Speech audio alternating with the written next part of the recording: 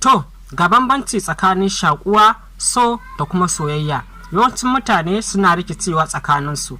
Na ɗaya, so yana nufin wani ya dinga jin yana son kasancewa tare da wani, amma hakan ba lallai ya kasance mai zurfi sosai ba. Misali, kana iya son mutum saboda halinsa ko yanda yake da mu'amala. Na biyu, shakuwa tana nuna zuciya ta saba da mutum sosai. Kana yawan tunaninsa, kana so ku dinga magana ko haɗuwa akai-akai. Wani lokaci shakuwa tana zuwa ne saboda kusanci ko sabo. Abu na uku, soyayya ta gaskiya. Soyayya ita ce mafi zurfi. Ta haɗa da girmamawa, amana, kulawa, haƙuri, niyyar rayuwa tare, aure kenan. A soyayya ta gaskiya, mutum yana son alherin ɗayan, ba kawai jin daɗin kansa ba. A taƙaice, so jin daɗin mutum kawai.